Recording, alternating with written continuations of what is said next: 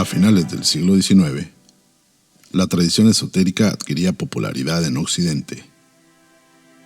Encabezados por H.P. Blavatsky, quien junto con el coronel Henry Steele Olcott fundan la Sociedad Teosófica. Muchas de las enseñanzas fundamentales de la teosofía se encuentran en las cartas transmitidas por dos maestros de sabiduría. Los Mahatmas son maestros de alto rango en la escuela de la vida. Son personas evolucionadas que han alcanzado un conocimiento directo y un dominio sobre las leyes del universo, evolucionando hacia una conciencia de su potencial espiritual y a otros planos del ser. Movidos por la compasión hacia toda la raza humana, los maestros estaban interesados en comunicar su conocimiento al mundo. Muchas de sus enseñanzas de contenido metafísico y filosófico se encuentran en la extraordinaria correspondencia de estas cartas enviadas por los maestros a Alfred P. Sinnett en 1883.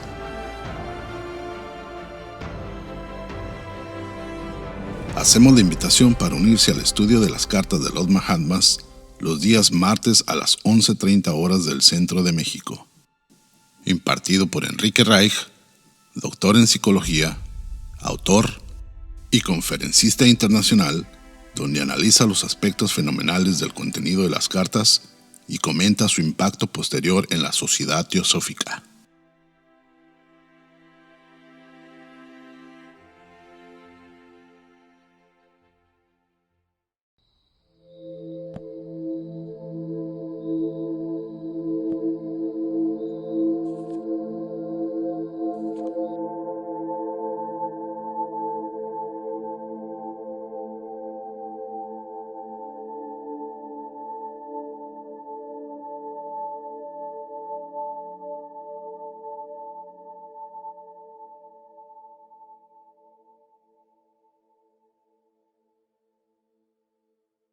Bueno, pues buenos días a todos. Vamos a continuar con el estudio de las cartas. Continuamos con la famosa carta esta donde está el maestro explicando a pregunta de Hume o de Sinnett cómo es que son las rondas y los ciclos, etcétera. En esa pregunta está y está bastante complicado, entonces vamos a continuar con la carta para ver con mucho cuidado lo que el maestro va explicando. Bueno, empezamos con la invocación de Radha Burnier. Hay una beatitud y un poder más allá de nosotros mismos que viene en ayuda de aquellos que están preparados para recibirlo. Nos dirigimos respetuosamente hacia aquella beatitud, aquellas grandes fuentes de las cuales emanan incesantemente la fortaleza y la inspiración hacia todos los que estamos resueltos a abandonar el yo personal para desarrollarnos, aprender y compartir fraternalmente y sin reservas. Radha. Nos dirigimos con respeto a los grandes seres de luz infinita, las divinidades que ayudan a la humanidad, los amados Mahachohan y maestros de sabiduría. Pedimos su auxilio para comprender lo oculto. Permítanos trazar un puente que nos bendiga y nos facilite la inspiración apropiada. También nos dirigimos a nuestros yoes superiores. Seamos como el estudiante fiel que nunca pone en duda a sus maestros, que siempre los ama con devocional afecto, que siempre los admira y los respeta porque sabe que son el divino camino que a todos nos aguarda. Continuamos entonces un pequeño repaso con la última parte de la última parte que vimos la vez pasada, ¿recuerdan? En ese repaso breve, ¿se acuerdan ustedes que Damodar había hecho había diseñado una hoja en donde venía una explicación con más cuidado de lo que era el tránsito desde el globo A hasta el globo que le llama el maestro Z y lo que viene en el arco descendente, el arco ascendente, aparecen las razas raíz, etcétera, y es el dibujo. Entonces vamos a empezar con esto porque en eso nos quedamos y he recibido retroalimentación de que habría que repasarlo un poco. Y el título de esta zona es El hombre en un planeta. Dice, esta figura representa en términos generales el desarrollo de una humanidad en un planeta, digamos la Tierra, así dice el maestro. O sea, pone por ejemplo verbigracia la Tierra. El hombre evoluciona en 7 razas mayores o razas raíz, en 49 razas menores, y las razas que también se llaman secundarias o subordinadas o subsidiarias. Las ramificaciones de estas últimas no están representadas en el dibujo. Por lo menos es lo que dice el maestro en esta zona, pero como el maestro también le metió mano al dibujo, sí están un poco representadas y ahora vamos a ver dónde están. La flecha indica la dirección seguida por el impulso evolutivo. Los números romanos 1, 2, 3, 4, etcétera, son las 7 razas mayores o razas raíz, que las pone el maestro cerca del punto central. Aquí está el 1 romano, 2 romano, 3 romano, 4, 5, 6 y 7. Los números 1, 2, 3 arábigos son las razas menores. Las razas menores aparecen solamente en esta que sería la cuarta raza raíz. Aparecen 1, 2, 3, 4, 5, 6, 7, 7 por 7, 49. Y entonces por eso estamos hablando aquí de de lo que serían los números, son las razas menores, 49 razas menores. Las letras arábigas minúsculas son las razas secundarias o ramificaciones que se supone que no iban a estar, pero están en esta zona de acá, vean. En esta zona están AAA, AABB, ABBB, etcétera, etcétera. Entonces, las razas subsidiarias quedan fuera del círculo, las razas menores están dentro del círculo, y después en el número 1 aparece otra ramificación dividida en 7 de lo que serían entonces las razas subsidiarias. Bueno, esto es entonces el famoso dibujo, y aquí tiene la explicación. La N es el punto inicial que está fuera del círculo, en esta zona de acá, es el punto inicial de donde llega el impulso para empezar a transitar todo este circuito, todo lo que es la ronda. Bueno, esa es la N. La S es el punto axial donde el desarrollo se equilibra o se ajusta en cada evolución o raza. Aquí está la S. Es el punto central de equilibrio donde desaparece el descenso y empieza el ascenso. Es decir, es un borde.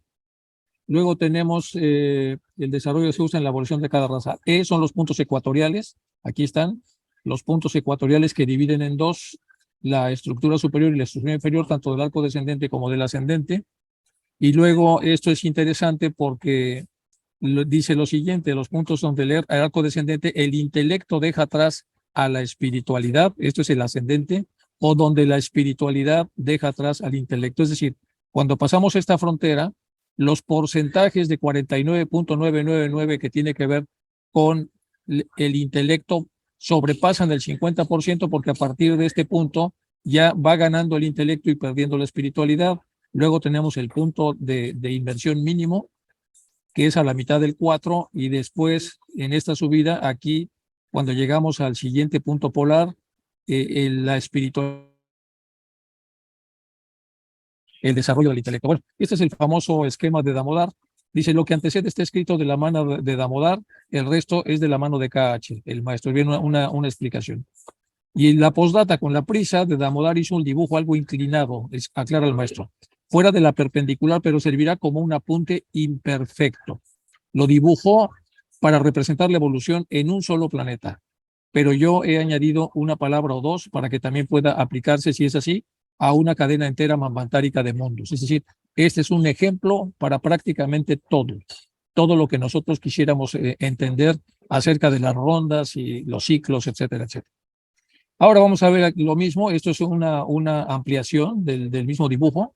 Y aquí podemos ver entonces lo que son las razas raíz. Aquí están las subrazas, que son 7 y que son 49. Y cada subraza, a su vez, está dividida en un montón de razas todavía menores de menores, que están representadas por las letras minúsculas. Aquí está el punto central y entonces aquí tendríamos los círculos de los globos, tal como estaba esto explicado.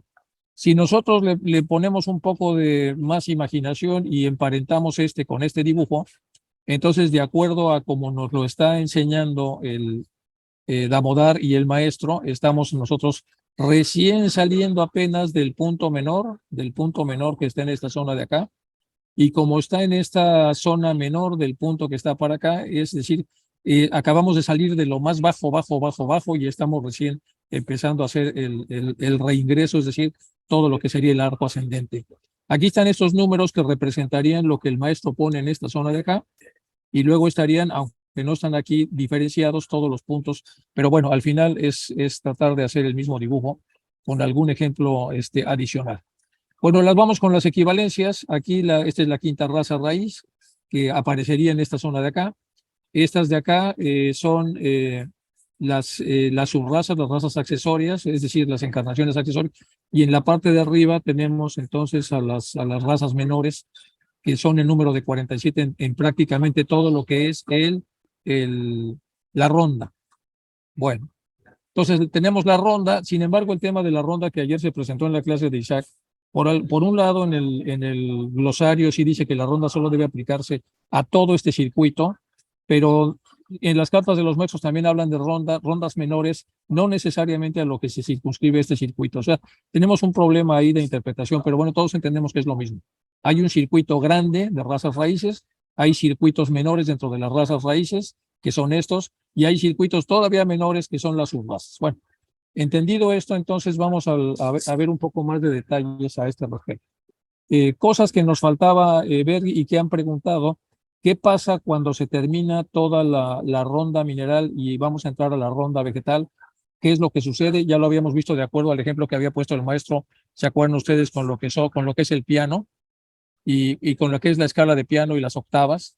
Y ahora vamos a verlo porque, bueno, ¿qué pasa? Pues, en esta desaceleración que dice el maestro, cuando viene esa desaceleración para terminar este ciclo que él le llama Z y empezar con el A del siguiente nivel, en esa desaceleración, ¿qué pasa? Dice, bueno, hay un impulso magnético que no puede ser concebido todavía como una individualidad.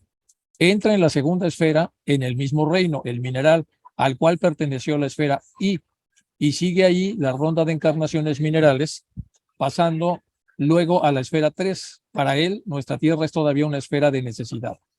De ahí pasa a la serie ascendente y desde la más elevada de estas esferas entra en el reino vegetal de la esfera 1. Ahora aquí lo está tratando de explicar el maestro, pero aquí lo vamos a entender con más facilidad. Sin recibir ningún nuevo impulso de fuerza creadora que venga de lo alto, su carrera alrededor del ciclo de mundos como principio mineral ha desarrollado algunas nuevas atracciones o polarizaciones que le lleva a asumir la forma vegetal más inferior. Vamos a repetir esto porque es muy interesante. Sin recibir ningún nuevo impulso de fuerza creadora, es decir, es una especie como de automatismo una vez que entra en la ronda y no recibe ningún nuevo impulso. El impulso es para entrar en la ronda, pero ya en la ronda no recibe ningún nuevo impulso de fuerza creadora que venga de lo alto. Su carrera alrededor de ese ciclo, en donde está de mundos como principio mineral, ha desarrollado a lo largo de su estancia en los minerales algunas nuevas atracciones o polarizaciones que le llevarán a asumir la forma vegetal más inferior cuando termine el ciclo. En formas vegetales pasa sucesivamente a través del ciclo de mundos, siendo todavía toda la existencia un círculo de necesidad, ya que aún no se puede atribuir ninguna responsabilidad a una individualidad inconsciente y por lo tanto en ninguna etapa de su progreso no puede hacer nada por escoger uno u otro de los senderos divergentes. No hay autoconciencia, por eso son etapas de necesidad. ¿O es que hay algo incluso en la vida de un vegetal que aún sin responsabilidad pueda hacerlo ascender o descender en esta etapa crítica de su progreso? Aquí no se entiende muy bien cómo lo pone Barker, porque puede haber sido una pregunta de Hume o simplemente el maestro se está preguntando a sí mismo para poder contestar. Vamos a repetir la pregunta. ¿O es que hay algo incluso en la vida de un vegetal? Aquí nos está diciendo cómo ya salió de la cadena mineral y se pasó a la vegetal. Hay algo, incluso en la vida de un vegetal, porque acuérdense que aquí está diciendo que en la vida del mineral ya fue recogiendo la mónada atracciones y polarizaciones, es decir, experiencias. Entonces, por eso pregunta seguramente Hume, ¿hay algo incluso en la vida de un vegetal que aún sin esa responsabilidad, porque no hay mente ni autoconciencia, puede hacerlo ascender o descender en esta etapa crítica de su progreso? Pregunta. Al haber completado todo el ciclo como vegetal, la individualidad en desarrollo se expande en un circuito siguiente como forma animal. La evolución de los mundos no puede ser considerada aparte de la evolución de todo lo creado, dice el maestro. O sea, los mundos evolucionan como evoluciona todo en el universo, o que tenga existencia en estos mundos. Es decir, la evolución de los mundos no puede ser considerada parte de la evolución de todo lo creado o que tenga existencia en estos mundos. Los conceptos que usted admite en cosmogonía, tanto desde el punto de vista teológico como científico, no le capacitan para resolver ni un solo problema antropológico, ni siquiera ético, y son un obstáculo para usted cuando se trata de resolver el problema de las razas de este planeta. Es decir, las herramientas con las que usted cuenta para ver esto no le capacitan ni le dan la posibilidad de que usted pueda entender esto. Tiene que borrar todo aquello para poder entrar entonces en esta explicación. Cuando una persona empieza a hablar de la creación y del origen del hombre, se da de cabeza contra los hechos una y otra vez porque no es suficiente la técnica que ha construido la humanidad para entender estas cosas. Bueno, vamos con anillos y rondas. Entonces aquí viene el problema este del entendimiento de esta situación. Términos empleados por los teósofos en la exposición de la cosmogonía oriental. Desde los orientales ya llamaban anillos y rondas. Se usan para indicar los diversos ciclos evolucionarios en los reinos elementales, minerales, etcétera, por los cuales pasa la mónada en alguno de los globos, empleándose la palabra ronda solo para denotar el paso cíclico de la mónada alrededor de toda una cadena de 7 globos, o sea, de 7 planetas. La Tierra es una cadena de 7 globos, los cuales todos constituyen un organismo. Es así como podríamos llamar. Los otros 6 no son viables para nuestros burdos sentidos, pero ellos se interpenetran a nuestro globo material. La vasta corriente de mónadas humanas experimentando vida en estos globos circula 7 veces alrededor de cada cadena completa. Sin embargo, vamos a ver acá, porque como está muy denso lo que explica el maestro, dice, la Tierra es una cadena de 7 globos, los cuales todos constituyen un organismo. Vamos a ver esto con calma. La Tierra es una cadena de 7 globos, los cuales los globos constituyen un organismo. Es así como podríamos llamarlo. Los otros 6 no son visibles para nuestros burdos sentidos. Los otros 6 no son sensibles para nuestros burdos sentidos, pero ahí están, existen, porque ellos se interpenetran con nuestro globo material, están interpenetrados. Y esta palabra es una palabra muy interesante que ya habíamos tratado en otras clases. O sea, cuando vimos el tema de que las cosas no están ni dentro ni fuera, se puede decir que están interpenetradas, es decir, están en una zona otra vez límbica, que no es ni adentro ni afuera. Incluso les puse algún ejemplo de cómo matemáticamente se veía un círculo girando sobre sí mismo con varios puntos de contacto hasta completar un ciclo. Entonces, la palabra que usa el maestro es interpenetración a nuestro globo material. La vasta corriente de mónadas humanas experimentando vida en estos globos circula 7 veces alrededor de la cadena completa, después de lo cual la cadena perecerá. Una vez que la cadena ha servido para que esta vasta corriente de mónadas humanas experimenten vida en estos globos, esta cadena perece. Estamos ahora en la 4ª ronda del gran peregrinaje de mónadas alrededor de los 7 globos. Y nuestra conocida Tierra es el 4º globo de esta cadena. Nosotros también estaríamos en la 5ª evolución o 5ª gran raza de experiencia en este globo, después de pasar por 2 transformaciones más grandes, razas que nos cambiaremos en el siguiente globo a una condición de seres mucho más espirituales. Bueno, esto ya más o menos lo sabemos, la segunda parte, la primera no, y tenemos algunos hallazgos importantes. Primero, el concepto de interpenetración, después cómo las vastas corrientes de mónadas que van adquiriendo experiencias, cuando termina la cadena perece, y el hecho de que estamos en la 4ª ronda, ya lo sabemos, en este gran peregrinaje, en nuestra Tierra, que es el 4º globo de la cadena, nosotros también estamos en la 5ª evolución o 5ª gran raza de experiencias de este globo. Después de pasar por 2 transformaciones más grandes de grandes razas, nos cambiamos al siguiente globo. Y aquí vienen otras cosas de mucho interés que debemos tomar en cuenta. Cada raza raíz, con sus numerosas subrazas y sus pequeñas ramas, que ya vimos que puede ser un montón, es prácticamente una humanidad en sí misma. Vamos a representar. Cada raza raíz, con sus numerosas subrazas y sus pequeñas ramas, es prácticamente una humanidad en sí misma, con sus propias especializaciones y su propio medio ambiente. Está separada de su sucesor por grandes cambios geológicos, y solo comparativamente unos pocos sobrevivientes permanecen para proveer la semilla para la siguiente raza raíz. Esto nos da la idea de que no hay una destrucción completa. Hay algunos sobrevivientes que permanecen para proveer la semilla para la siguiente raza raíz. Aún en la 4ª ronda, la gran cantidad de mónadas humanas llegaron al principio a formas muy nebulosas o etéreas, para nada como los cuerpos físicos de nuestro tiempo. Como las mónadas no habían evolucionado, el manas o mentalidad, y como los sexos no estaban separados en la primera raza, de esta 4ª raza era muy poco más que la sombra de la humanidad, de lo que sería la humanidad después. Bueno, son algunos puntos aclaratorios y ahora continuamos. Hay un 6º principio que corresponde al 6º principio del Budi en el hombre.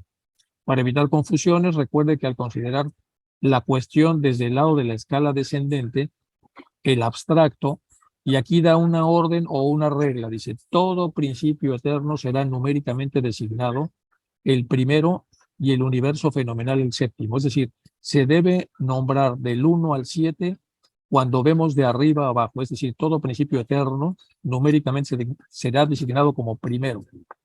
Y tanto si se trata del hombre como del universo.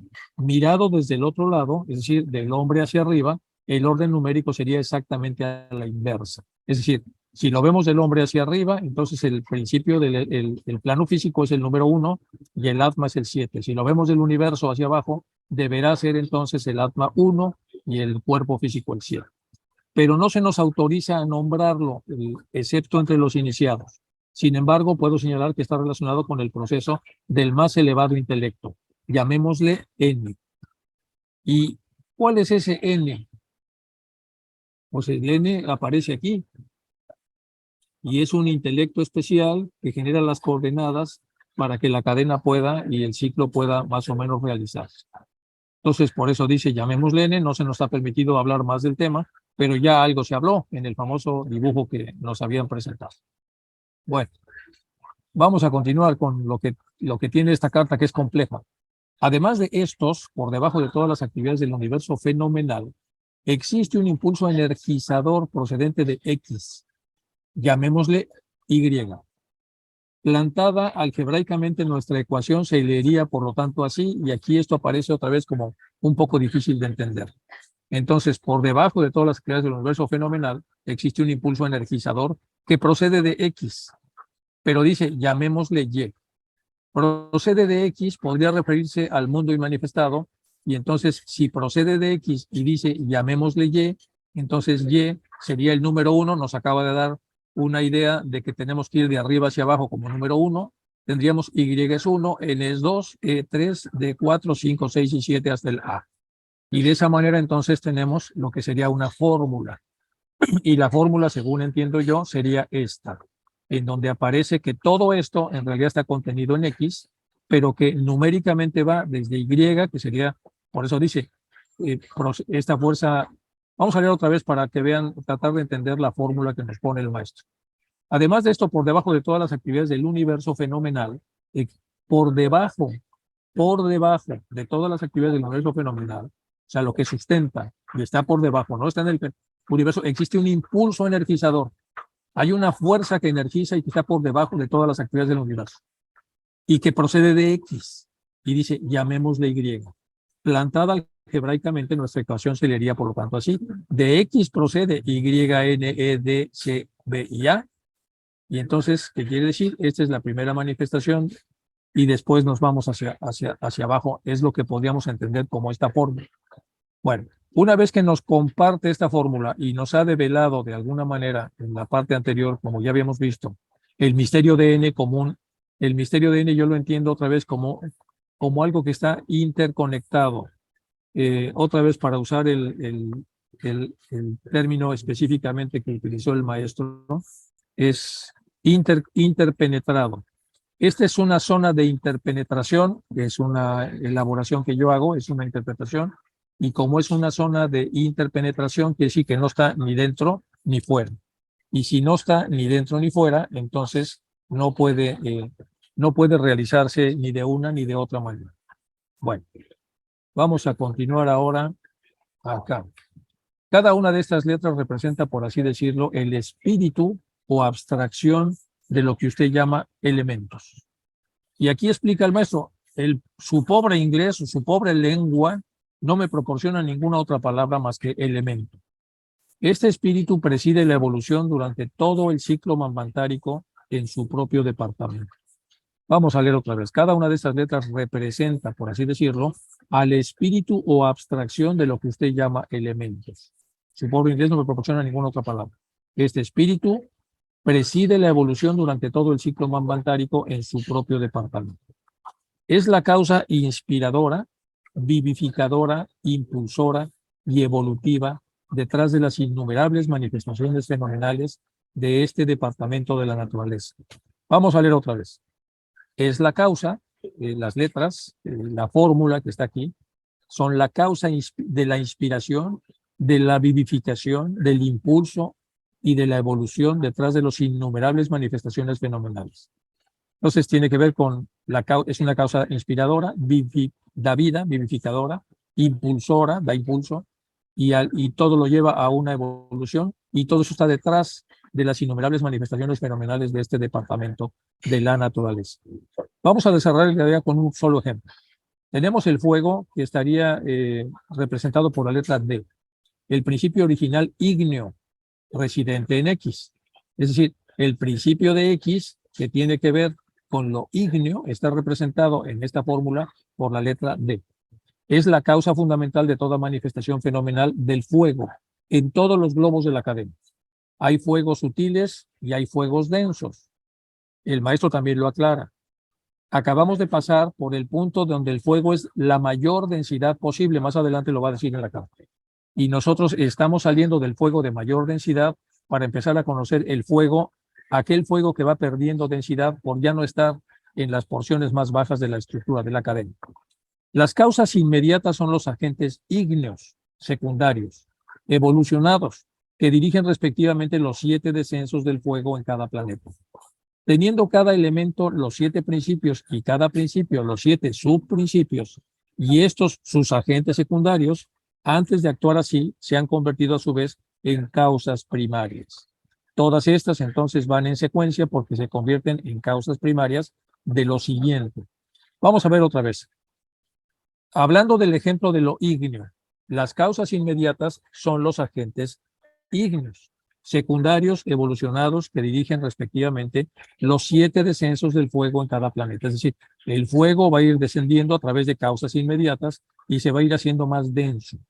Al llegar al punto central de densidad y recuperar otra vez el patrón que va hacia arriba en la escala ascendente, entonces este fuego irá perdiendo densidad. D es un compuesto septenario, cuyo fragmento más elevado es el espíritu puro. Tal como lo vemos en nuestro globo, se encuentra en una condición más material y tosca. Tal como lo vemos en donde estamos, se encuentra en su condición más material y tosca, a pesar de que es el fragmento más elevado del espíritu puro. Tan denso a su manera como lo es el hombre en su forma física. Bueno, aquí dice muchas cosas que vale la pena meditar muy bien para poder entenderlas y poder separarlas, poder repasarlas, poder reflexionarlas y luego acomodarlas en nuestra psique y también en nuestro corazón para que podamos utilizar lo que el maestro aquí nos está explicando. En el globo inmediatamente anterior al nuestro, el fuego era menos denso que este, claro, porque ya lo vimos. Y en el anterior a ese era todavía menos denso, lo que les acaba de comentar hace un momento. Así, el cuerpo de la llama era cada vez más puro y espiritual de donde viene, pero va a ser otra vez puro y espiritual a donde va, solo que ha tocado fondo, cada vez menos denso y material en cada planeta precedente. En el primero de todos los, la cadena manvantárica apareció como una radiación objetiva casi pura, el Mahabodhi, sexto principio de la luz eterna. Como nuestro globo está en el extremo del arco donde la materia conjuntamente con el espíritu se presenta en su forma más densa, ya lo sabemos, cuando el elemento fuego se manifiesta en el globo siguiente al nuestro, en el arco ascendente, será menos denso de cómo lo vemos ahora. Vamos a repetir. Como nuestro globo está en el extremo del arco donde la materia conjuntamente con el espíritu se presenta en su forma más densa, cuando el elemento fuego se manifiesta en el globo siguiente al nuestro, en el arco ascendente será menos denso. Ya lo habíamos hablado. Su calidad espiritual de este fuego será idéntica a la que tenía el fuego en el globo anterior al nuestro en la escala descendente. Es decir, va a haber una equivalencia entre cómo se va perdiendo sutileza y cómo se va recuperando su sutileza. El segundo globo del arco ascendente corresponderá cualitativamente al segundo globo anterior, al nuestro en la escala descendente. Incluso hemos visto ya algunos dibujos que explican eso. Solo que esta es la carta original donde todavía esos dibujos no estaban hechos, pero esos dibujos posteriores nos hablan de esta correspondencia. En cada globo de la cadena hay 7 manifestaciones de fuego. En cada globo, en cada planeta de la cadena, hay 7 manifestaciones de este fuego, de las cuales la primera en el orden se equiparará en cuanto a calidad espiritual con la última manifestación del planeta precedente anterior, tal como deducirá usted. El proceso se invierte en el arco opuesto. Bueno, esto tiene que ver con las famosas correspondencias que ya están hechas en años posteriores a esta carta. Las miríadas de manifestaciones específicas de estos 6 elementos universales no son, a su vez, más que derivaciones, ramas o ramificaciones del único árbol de la vida fundamental. ¿Qué significa miríadas? Miríadas son unas cantidades de cosas que son tan vastas y tan grandes que son incontables, no hay manera de que se puedan contar. Eso significa miríadas. Entonces, cuando hablamos de miríadas de manifestaciones específicas de estos 6 elementos universales, o sea, las formas en las que manifiestan son incontables, no son a su vez más que derivaciones de ramas o ramificaciones de lo único que es el árbol de la vida fundamental. Bueno, pues ya vimos que esta carta está muy densa, muy complicada, es original, es decir, es la primera vez que el maestro comenta lo que se le está preguntando, más o menos con mucho detalle, pero con las limitaciones del idioma en el cual lo está explicando. Y aquí, bueno, puse algunos dibujos para tratar de entender, no sé si está esto bien hecho o no, pero bueno, tome el árbol genealógico de la vida de la raza humana, el árbol genealógico de la vida de la raza humana y de las otras según el concepto de Darwin, es decir, hacia atrás.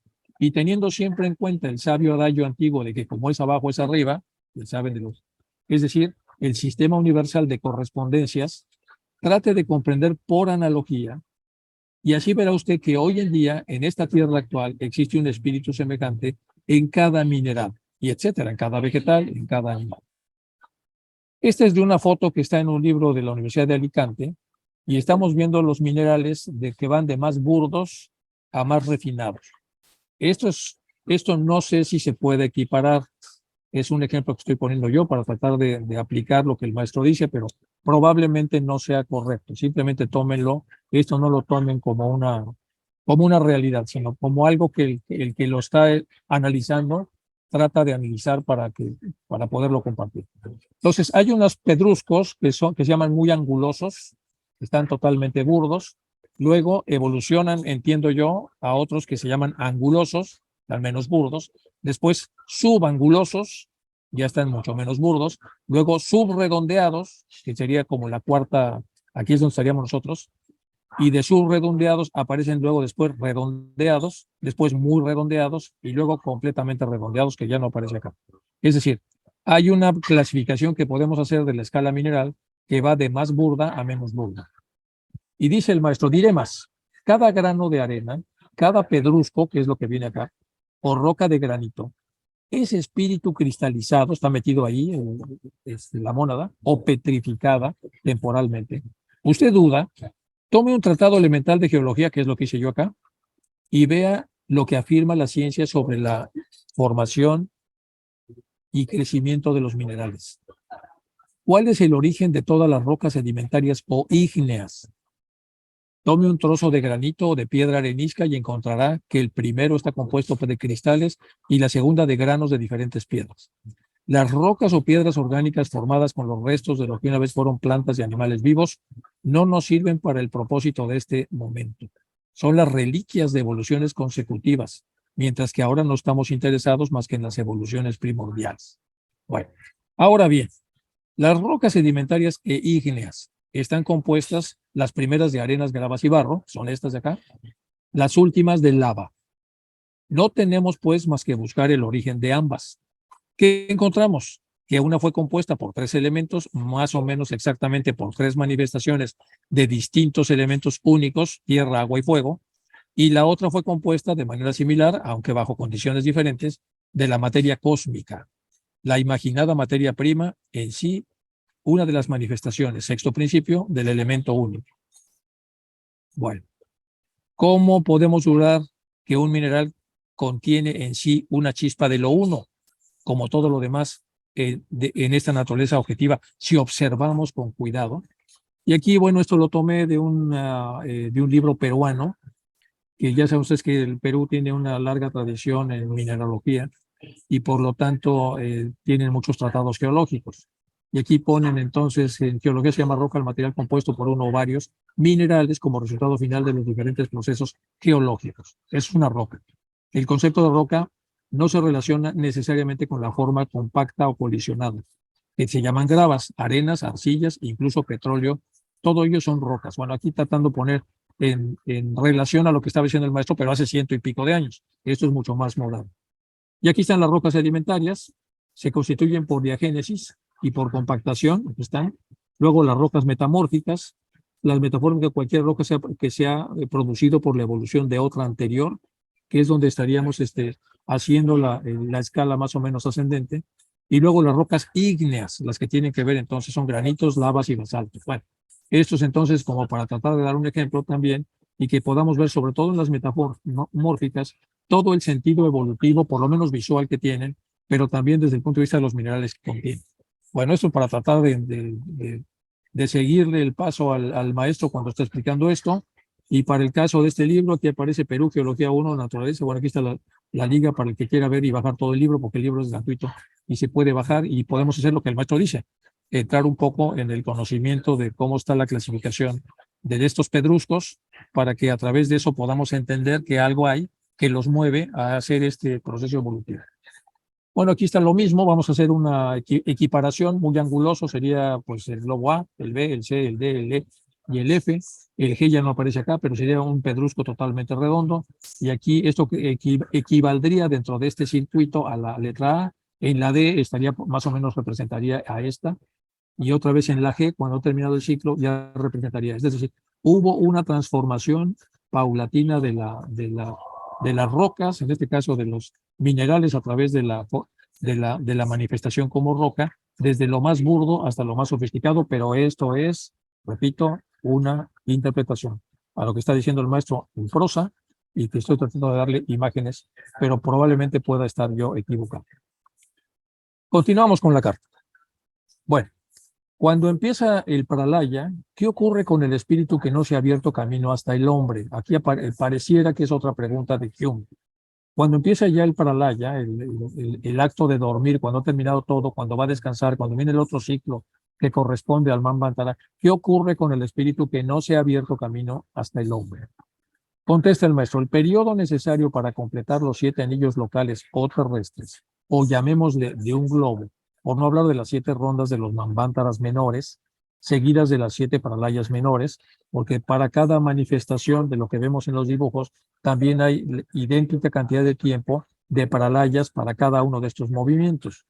La culminación del ciclo denominado mineral es inconmensurablemente más largo que el de cualquier otro reino, obvio. ¿Por qué? Porque la mónada está atrapada, está petrificada, y para salir de este sistema, pues obviamente es muchísimo más complicado. Por eso aquí el maestro lo aclara. De todas las rondas que va a seguir la mónada, su paso por lo mineral es lo más complicado, lo más lento, lo más difícil, y por eso es inconmensurablemente más largo que cualquier otro ciclo. Como puede usted deducir por analogía, antes de que cada globo alcance su periodo de madurez, tiene que pasar a través de un periodo de formación, también septenal. La ley en la naturaleza es uniforme y la concepción, la formación, el nacimiento, el progreso y el desarrollo de un niño solo difiere de las del globo en magnitud. Es decir, aquí está otra vez utilizando una analogía. La ley de la naturaleza evolutiva es uniforme, por lo tanto tiene una concepción, tiene una formación, tiene un nacimiento como un niño, tiene un progreso o desarrollo, tiene un desarrollo y luego pues obviamente la involución. Y dice, todo eso solo difiere de las del globo en magnitud, es lo mismo. O sea, al globo le va a pasar lo mismo. Primero debe concebirse, porque aquí lo que está diciendo el maestro es que, como puede usted decir, miren, el periodo necesario para completar los 7 anillos locales o terrestres, llamémosle de un globo, por no hablar de las 7 rondas en Manvantaras menores seguidas de los 7 pralayas menores, la culminación del ciclo denominado mineral es, bueno, muy largo. Como puede usted deducir por analogía, antes de que cada globo alcance su periodo de madurez, tiene que pasar a través de un periodo de formación, y es esto. O sea, no es tan fácil y tan automático y tan simple, sino que tiene que haber una concepción, tiene que haber una formación, como si fuera una semilla, tiene que brotar, tiene que nacer y luego tiene que progresar, ahora sí ya en la cadena, cómo se desarrolla un niño hasta que termina con la muerte del cuerpo físico para pasar a lo que sigue. Y entonces hablar de una nueva concepción, de una nueva formación, de un nuevo nacimiento y entrar en la siguiente cadena. Bueno, lo que está diciendo aquí el maestro, no todo se ve y no todo se explica en los dibujos, pero uno tiene que entender que el tema es así. Bueno, y aquí tenemos un ejemplo de cómo puede, de lo que está diciendo el maestro, utilizando un poco los esquemas de Isaac también para poder entender.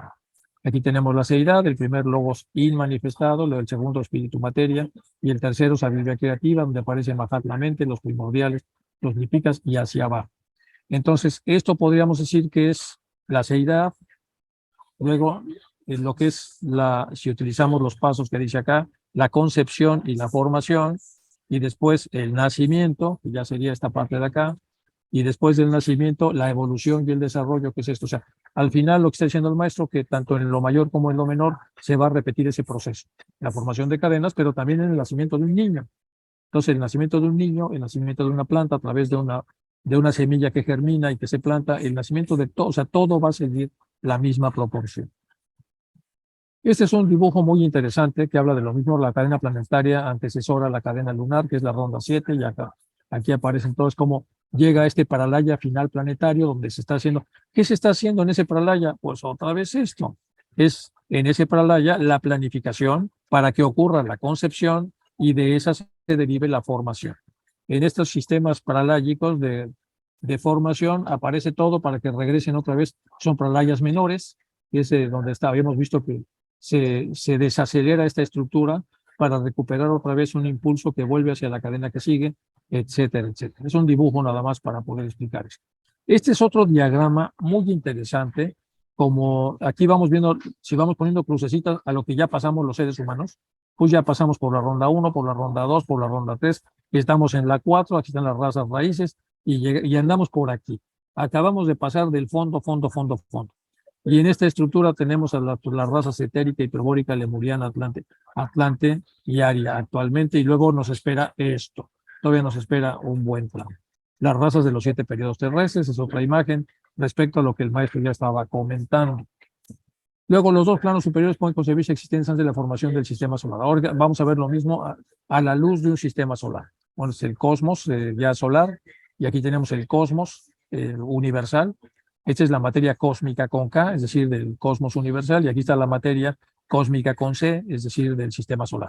El sistema solar hace su primera línea, no se pasa, y después empieza a atraer átomos que vienen de la parte externa hacia la parte interna y que están guardados en la estructura ádica.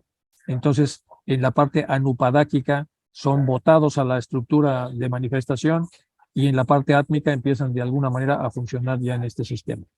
Y aquí aparece la forma como es explicado esto en los libros ulteriores de Annie Besant. Entonces, los 2 planos, el área, y más o menos se explica. Esto ya lo hemos visto con Isaac, nada más para darle seguimiento a lo que el maestro aquí nos está explicando. Bueno, un globo tiene 2 periodos de dentición y crecimiento capilar, siguiendo con las alegorías. Las primeras rocas de las que luego también se desprende para dejar sitio a otras nuevas, es decir, las rocas tienen que dejar su sitio a otras que vienen detrás de nosotros, y hay que entender que hay otros más adelantados que nosotros. Es decir, esta es una secuencia y una cadena donde nosotros ocupamos un espacio que no es único, ni es el más importante, ni es el más relevante, simplemente somos una hebra o somos una perla dentro de un collar muy largo, que tenemos muchas cosas detrás y muchas cosas hacia adelante. ¿Cuáles tenemos hacia atrás y cuáles hacia adelante? Pues aquí se ve. Hay unas que vienen muy detrás y otras que ya están muy adelante. Bueno, hay 3 clases de paralayas y manvántaras, dice el maestro, en este mismo sistema. El paralaya y el manvántara universales, los macro, o mana paralaya o maha manvántara. El segundo es el paralaya y manvántaras solares. Y el tercero, los paralayas y manvántaras menores, que son muchos. Cuando ha terminado el paralaya número 1, empieza el manvántara universal. Entonces el universo entero tiene que revolucionar de nuevo. Cuando llega el paralaya de un sistema solar, afecta solo a ese sistema solar, porque aquí estamos viendo que es uno de segundo orden, es un paralaya menor. No tan menor como los menores, digamos, es uno como más intermedio. Entonces, el universo entero tiene que revolucionar del gran manvántara. Ahora, cuando llega el paralaya a un sistema solar, afecta solo al sistema solar y se le llama paralaya solar. Y está dividido en 7 paralayas menores. Los paralayas menores del número 3 conciernen solamente a nuestra pequeña cadena de globos, ya sean gestadores de hombres o no. Nuestra Tierra pertenece a una cadena de esta clase. Además de esto, dentro de un paralaya menor existe un estado de reposo planetario. Dentro de un paralaya menor existe una zona en donde no se planifica nada, solamente se reposa. Aquí nos da otra clave. Dentro de los paralayas menores existe un estado, independientemente de la planificación para la gestación de lo que viene, hay una zona de reposo que se llama reposo planetario. O como dicen los astrónomos, muerte. como ocurre con nuestra luna actual, que está reposando, en la cual subsiste el cuerpo rocoso del planeta, pero el impulso vital se ha extinguido temporalmente. Por ejemplo, imaginemos que nuestra Tierra pertenece a un grupo de 7 planetas o mundos generadores de hombres, dispuestos más o menos en forma elíptica, ocupando nuestra Tierra exactamente el punto central inferior de la órbita de evolución, es decir, habiendo llegado a la mitad de la ronda. Llamemos a A, primer globo, y a Z, el último, como ya se ha explicado. Después de cada paralaya solar hay una destrucción completa de nuestro sistema. Después de cada paralaya solar hay una destrucción completa de todo el sistema. Y después de cada paralaya solar empieza una nueva formación objetiva absoluta de nuestro sistema. Y cada vez todo esto es más perfecto que antes. Siempre lo nuevo conlleva más perfección que lo anterior. Después de esto, el impulso vital llega a A, o mejor dicho, a aquello que está destinado a convertirse en A, porque de hecho apenas se está planificando antes de gestarse. Y que hasta entonces no era más que polvo, que ya lo habíamos visto en otras cartas, cómo nos explica que del polvo no perceptible, el polvo se condensa, se concentra, se junta, bueno, todas las fases que ya nos había explicado en otra carta el maestro. En la materia nebulosa, porque también acuérdense que hablaba de un nivel de nebulosidad formada por la condensación del polvo, que ya nos lo había explicado solar, diseminado por el espacio de manera imperceptible, pero después se hace perceptible, se forma un núcleo y se originan en cadena la serie de 3 evoluciones, invisibles para el ojo físico, es decir, han evolucionado 3 reinos elementales o fuerzas de la naturaleza, o en otras palabras, se forma el alma animal del globo futuro, se está formando. O tal como lo expresaría un cabalista, se han creado los gnomos, las salamandras y las ondinas. De este modo puede establecerse la relación entre un globo madre y su criatura, el hombre. Y aquí tenemos, bueno, un poco de tratar de explicar un poco más esto. El horizonte D, el horizonte R, roca madre, es la capa más profunda del suelo, así se llama, capa madre. Formada por rocas, esta capa es la que da origen al suelo, a los diferentes tipos de suelo. Bueno, continuamos con la carta. Ambos tienen sus 7 principios. En el globo, los elementales, de los cuales existen en total 7 especies, forman un cuerpo denso. Su doble fluídico, el Linga Sarira, y su principio vital, Jiva. Su cuarto principio, el Kama Rupa, está formado por un impulso creador que opera desde el centro a la circunferencia. Su quinto principio, alma animal humanas, es la inteligencia física, está incorporado en germen en los reinos vegetal y animal. Su sexto principio o alma espiritual Buddhi es el hombre. Y su séptimo principio o Atma, que está en una película de Akasa espiritualizada que lo rodea. Esta es una explicación general, que hay muchas que van a darse después, las va a dar HPV posteriormente, pero en realidad pues no varía mucho de lo que ya conocemos. Complementadas las 3 evoluciones, empieza a formarse el globo tangible, el reino mineral, cuarto en el conjunto de la serie, pero primero en esta etapa, guía de cada proceso. Al principio sus sedimentos son gaseosos, blandos y moldeables, y solo llegan a alcanzar dureza y solidez en el séptimo anillo, porque es lo mismo que con el hombre. Entonces, los minerales al principio son sedimentos gaseosos, son muy sutiles para el lugar donde están, son blandos y moldeables, pero conforme van bajando en estos círculos, antes de que termine su anillo mundial, y cuando están en la parte baja van alcanzando dureza y solidez en el séptimo anillo. Cuando este anillo se ha completado, proyecta su esencia al globo B de este mismo sistema, y después al C y al D, y cuando llegan al D, pues ya son piedras, que ya está pasando por las etapas preliminares de formación. Y la evolución mineral empieza en este globo. En este momento empieza el globo A, la evolución del reino vegetal. Cuando ha terminado todo este ciclo, entonces, ya que está pasando por etapas preliminares de formación, la evolución mineral empieza en este globo, en el momento empieza en el globo A la evolución del reino vegetal. Cuando este último ha realizado su séptimo anillo, su esencia pasa al globo B. Entonces la esencia mineral avanza hacia el globo C. Es decir, va avanzando la C mientras se van abandonando los lugares de los más avanzados para que los menos avanzados vayan ocupándolos. Mientras los gérmenes del reino animal entran ya por fin en A, porque ya han pasado por todas las partes previas. Cuando el animal ha recorrido 7 anillos allí, su principio vital se va al globo B, y las esencias, su principio vital se va al globo B, y las esencias de vegetales y minerales siguen avanzando. Entonces aparece el hombre en A. una configuración etérea anticipada del ser compacto que está destinado a ser en nuestra Tierra. Evolucionando en 7 razas raíz, con las muchas ramificaciones de subrazas, él, al igual que los reinos precedentes, completará sus 7 anillos y es transferido luego sucesivamente a cada uno de los globos hasta llegar a Z.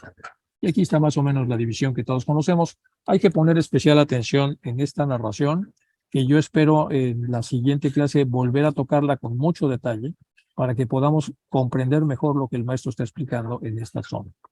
De momento continuamos para poder avanzar lo más que podamos en las cosas que son de más fácil comprensión. Desde el principio el hombre tiene los 7 principios en germen, contenidos en él, pero ninguno está desarrollado, están en germen. Si lo comparamos con un niño estaremos acertados. Nadie en los miles de historias conocidas sobre fantasmas ha visto jamás el fantasma de un bebé, aunque la imaginación de una madre amantísima pueda haberle sugerido en sueños la imagen del hijo perdido.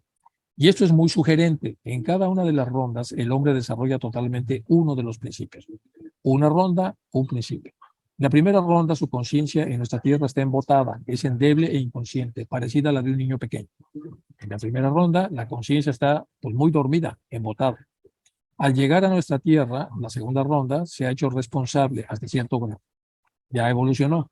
En la tercera es mucho más responsable.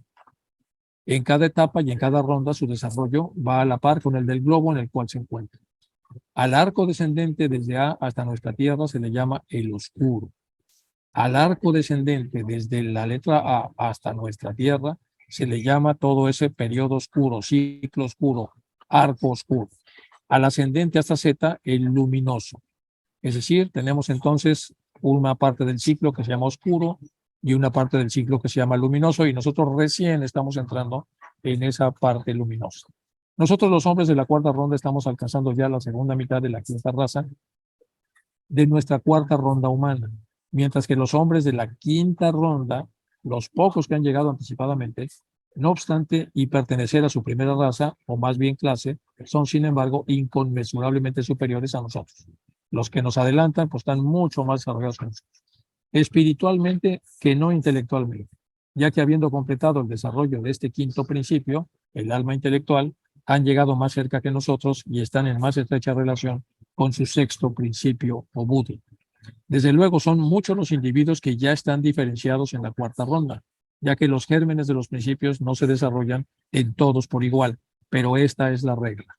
Bueno, hasta acá el maestro entonces nos está explicando la enorme importancia que tiene el hecho de que nosotros podamos entender que estamos en un rosario inmenso de perlas y que hay otras adelante de nosotros y otras detrás de nosotros, y que hay los inmediatamente superiores a nosotros que están mucho más desarrollados que nosotros, porque están ya trabajando en escalas en las que nosotros apenas vamos a llegar, y los que están detrás de nosotros pues simplemente están detrás de nosotros. Todo esto es necesario que lo podamos entender con más detalle. Por eso es que voy a repetir algunas cosas en la clase siguiente, para que podamos ubicarnos dentro de este contexto ascendente y podernos dejar de vernos como ombligos de todos, sino más bien como partes, como células de un sistema muy complejo que tiene cierto grado de adelanto, pero que todavía le falta mucho por evolucionar. Y aquí entonces el maestro nos está hablando de los que ya están arriba de nosotros. Más adelante explicará muchas cosas a este respecto. Son los dibujos que existen ya a este respecto y que ya se han hecho entre los 7 niveles de profundidad o densidad. Aquí en el cuarto, pues estamos acá en el D, entre el D y el E, saliendo apenas de la parte más profunda, y esto es lo que nos falta todavía por transcurrir. Bueno, son dibujos que ya existen. Y luego hay algunas cosas muy creativas, como esta. Hay un autor que hizo un análisis de cómo se llaman las eras en la ciencia y cómo serían las rondas o revoluciones de acuerdo a la enseñanza que nos da la teosofía. En las tres primeras rondas de la actual cadena planetaria se recapituló lo realizado en las 3 primeras cadenas, porque siempre hay una recapitulación, ya lo habíamos hablado en otras clases, manifestándose en cada caso uno de los 7 globos en cada ronda, las formas esquemáticas, arquetipos, el plasmar materialmente de las 7 razas raíces como preludio y la preparación para la actual cuarta ronda, la más densificada, en la cual aparecen realmente los fenotipos físicos de cada raza humana. Fenotipo es la manifestación física de los genes. Genotipo es la información que llevan los genes. Cariotipo es la información cromotómica, pero aquí el fenotipo es la forma física. Toda la información física que nosotros vemos en las personas es un fenotipo, por eso se usa acá. Entonces, realmente los fenotipos físicos de cada raza humana. Y aquí, entonces, él hace una equiparación, y aquí está en la formación de las rondíneas del inicio de la primera raza raíz, según el que está analizando esto, la formación parnotia de la segunda raza raíz, la Pangea, la cuarta raza, la quinta raza raíz, en la terciaria cenozoica, secundaria mesozoica, primaria paleozoica, que también esas clasificaciones ya sabemos que cambian. Y tenemos aquí después de la cenozoica, pues lo que sería ya el paleolítico superior, y luego ya lo que es el neolítico, que es, según la antropología, es la zona en la que estamos. Y aquí está el ádico, el arcaico. Pueden estudiar este esquema, y aquí aparece la cita donde viene el esquema para que ustedes la puedan bajar y estudiar. Ojo, esto no tiene que ver con los maestros, es solamente que veamos que hay muchos tratando de hacer una equiparación entre lo que dicen las cartas y los contenidos de las mismas. Pero esto no le hagan mucho caso, como esto no viene de los maestros. Continuamos con la carta. El hombre llega al globo A después de que los otros reinos han continuado avanzando. Dividiendo nuestros reinos en 7, los 4 últimos son los que la ciencia exotérica divide en 3. Dividiendo nuestros reinos en 7, los 4 últimos son los que la ciencia exotérica divide en 3. A esto añadimos el reino humano o el reino débil. Dividimos a las respectivas entidades en estos reinos en reinos germinales, instintivos, semiconscientes y plenamente conscientes. Y aquí, ¿por qué la ciencia las divide en 3? Pues porque la divide en 3 reinos, son prácticamente los que la ciencia estudia. Ellos lo dividen en 7.